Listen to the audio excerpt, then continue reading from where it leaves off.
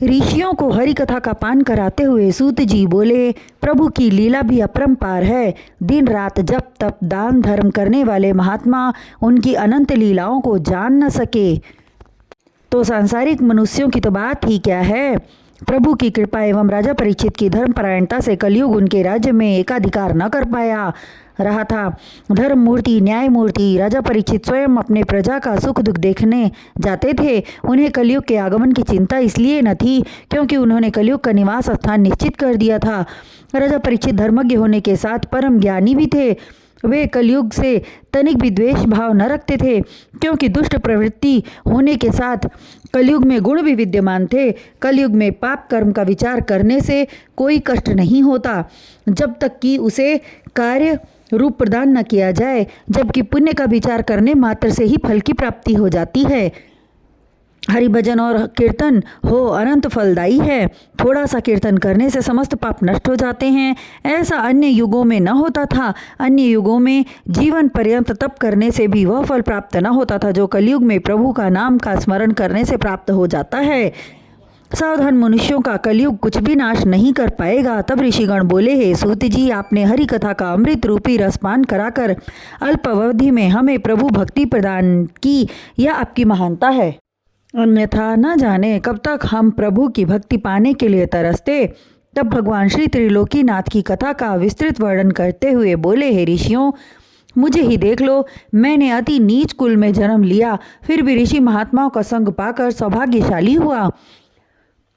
यह सब प्रभु की कृपा से ही हुआ है। जो मनुष्य प्रभु के ज्योतिर्मय नाम का सुमिरन करते हैं उनके क्लेश मिट जाते हैं।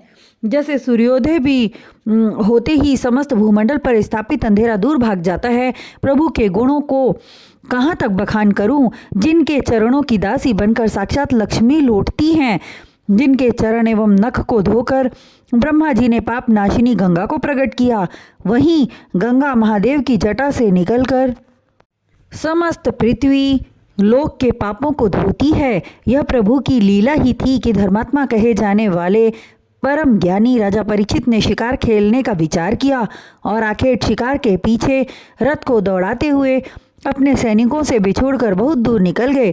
भूख प्यास एवं थकान से उस समय वे व्याकुल हो रहे थे कि शमिक ऋषि का आश्रम उन्हें दिखाई पड़ा। आशा की ज्योति उनके मन में प्रज्वलित हुई और जल पाने की आशा से आश्रम में जा पहुँचे, किंतु उस समय शमिक ऋषि अपना ध्यान प्रभु के चरणों में लगाए आंखें बंद किए प्रभु वंदना का अपूर्व सुख लूट रहे थे। राजा परीक्षित के आगमन का पता ही न लगा।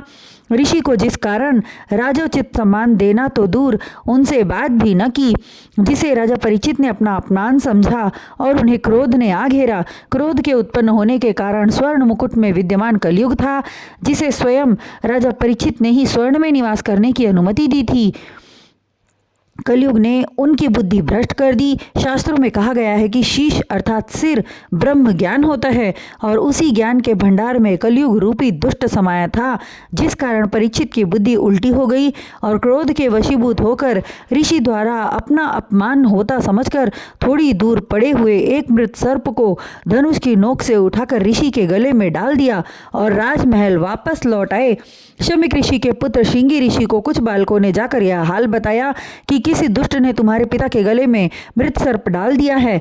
बालक श्रृंगी ऋषि यह सुनते ही क्रोधित हो उठे और क्रोध में अपने साथी बालकों से बोले, मैं उस दुष्ट राजा को ऐसा दंड दूंगा कि भविष्य में किसी भी तपस्वी अथवा ब्राह्मण का कोई अपमान न करेगा। और ऋषि पुत्र ने अंजलि में जल लेकर अभिमंत्रित किया और राजा को यह श्राप देते हुए जल को पृथ्वी पर गिरा दिया, हे दुष्ट राजा, तूने मेरे पिता के गले में मृत सर्प डाला जबकि उनका कोई दोष न था।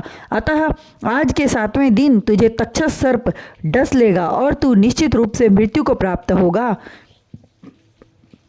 श्राप देकर ऋषि कुमार रोते हुए अन्य बालकों के साथ आश्रम में आए और पिता के गले में मरा हुआ सर्प देखकर और जोर से रोने लगे। ऋषि की समाधि टूटी तो पुत्र को रोते हुए पाया। रोने का कारण पूछने पर मालूम हुआ कि मृत सर्प मेरे गले में डालकर चले जाने वाले राजा परीक्षित को श्रृंगी ऋषि ने श्राप दे दिया।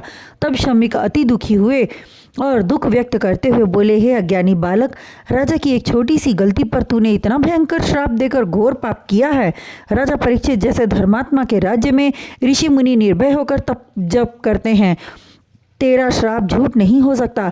राजा की मृत्यु तूने निश्चित कर दी, किंतु अब मुझे और अधिक चिंता होने लगी। अब राजा न रहेंगे, चारों तरफ अपराध बढ़ेगा, धर्म की समाप्ति हो जाएगी और अधर्म बलवान होगा।